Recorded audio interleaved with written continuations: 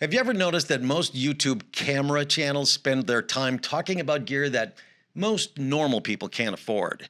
This lens is amazing. Well, it better be amazing because it cost more than my first car. Don't! Today, I want to talk about a lens that is absolutely the best budget telephoto lens on the market today. And that's no exaggeration. I think Canon accidentally made this thing way too good for the money. This is the Canon RF 100-400. And if you own a Canon R50 or an R50V, an R10, an R7, or really any Canon RF camera, this lens might be one of the best values in the entire Canon lineup. Now, before everybody comes at me in the comments, I'm not saying this thing is better than Canon's legendary RF 100-500. Of course it isn't. That lens is incredible, but it's almost $3,000. $3,000. For that kind of money, I need that lens to shoot the video, edit the video, upload the video, answer all the questions in the comments, and maybe mow my lawn while it's at it. Meanwhile, this lens comes in at just under $700. That's insane for a tele. And for a whole lot of people, that's the difference between maybe someday and yeah, I can actually afford that. The reach on this thing is absolutely ridiculous. I didn't buy this lens because it's fast. I didn't buy this lens for a blurry background or subject separation. I bought this lens for one reason, and that reason is reach. And I get a lot of it on a crop sensor camera. On a full frame, you are getting 100-400. That's already impressive. But here's where it gets interesting. Most of us are shooting on a Canon crop sensor camera. That means this lens effectively gives you a field of view that's closer to 160 to 640. 640 millimeters. That's not a zoom lens. That's a telescope with autofocus. Don't! The first time I put this thing on my R50V, I was standing on the beach. I spotted a bird way out over the water. Now, to my naked eye, it looked like something the size of a potato chip.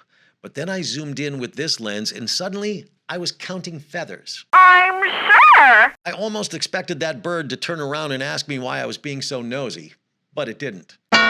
If you enjoy wildlife photography, bird photography, air shows, boats, surfers, dolphins, or kid sports, this lens is an absolute blast. That's why I call this lens my just for fun lens.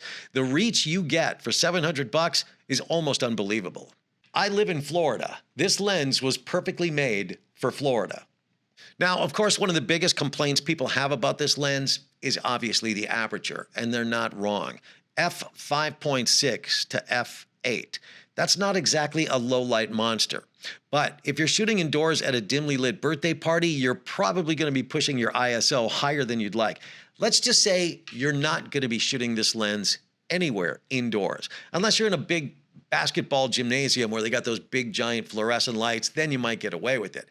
But I live on a beach in Florida. Most of my shooting happens outdoors. Bright Florida sunshine, blue skies, white sandy beaches, boats, birds, dolphins, tourists doing touristy things. Now, for that kind of shooting, the slower aperture really isn't a big deal. In fact, I rarely think about it at all. I still have to use an ND filter on this thing outside. When you're outdoors with plenty of light, this lens performs beautifully. And if your content includes outdoor adventures, nature, wildlife, travel videos, beach videos, aviation, or sports photography, you're probably going to love this thing too. Now, here's another thing that actually surprised the hell out of me. The image stabilization. Canon rates this lens for 5.5 stops of stabilization, and honestly, they're right. It works. Now, I'm not going to stand here and tell you that I can shoot handheld at ridiculous shutter speeds while riding a roller coaster. No. But for a lens with this much reach, it's pretty impressively stable, especially when paired with the Canon R50 or the R50V. I've captured footage of birds, boats, wildlife that looked far steadier than I expected. And trust me, that's saying something because I drink coffee, a lot of coffee. Some days these hands are powered by nothing but caffeine and bad decisions.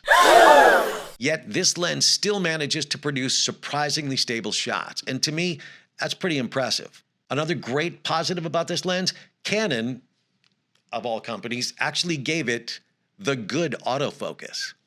What? Yeah, Canon didn't cheap out on the autofocus. They gave this lens nano USM autofocus, and that's a big deal. Usually when companies release a budget lens, they start cutting corners. Not here. The autofocus is quick, it's quiet, it's accurate. And when you combine it with Canon's subject tracking and eye detection on the R50V, the results can be incredible. Birds, people, animals, boats, kids running around. The autofocus just keeps locking on. And for wildlife photography, that's huge because let's face it, wildlife has a funny habit of refusing to stand still and pose for Instagram. Oh, man. But the secret feature that nobody is talking about for some reason, and that blows my mind, is the close focusing distance. Most people buy this lens because they want to zoom in on distant subjects. That makes sense. But what many people don't realize is how close this thing can focus. You can get some really dramatic close-up shots of flowers, shells, different textures, small details. I've actually captured shots that almost feel macro-like. Now, the downsides. No lens is perfect, and this one definitely isn't either. First of all, it isn't weather sealed. Of course it's not. That means if you're caught in heavy rain, you're taking a hell of a risk. Now, I have used mine in a light mist, light rain, and nothing bad happened, but that's me taking my chances. I'm not recommending you do that at all. Second, of course, is the aperture. It's slow. There's no getting around that. If you're shooting indoors, low light events, concerts, or nighttime, you're not going to be shooting this lens indoors or at night. Let's just face that, right? Now look, the RF 100-400, it's not a flashy lens. It doesn't have the red ring around it, but it also doesn't cost $3,000. Nobody's going to mistake it for Canon's most prestigious lens, but that's exactly why I love it.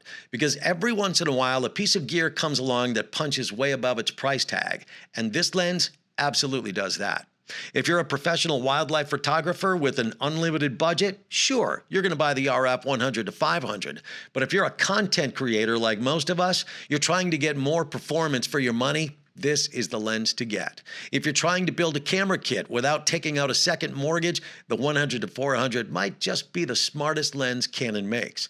And every time I put it on my R50, I'm reminded that great photos aren't about having the most expensive gear. They're about being able to capture moments that everybody else misses. And this lens helps you do exactly that. All right, friend, if you enjoyed this video, consider subscribing. My entire channel is Canon R50, R50V, and some with the Osmo Pocket 3.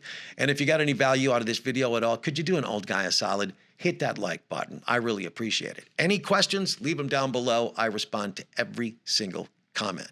And if you want to learn more about the Canon R50, the R50V, lenses, or even the Osmo Pocket 3, watch another video. Here's one where you can learn more right here. So give this video a watch. My name is Bo, and I gotta go. I will see you in the next video. Thanks for watching. I really appreciate it. Remember, subscribe, like, comment, and share. And I'll see you back here next week. Take care.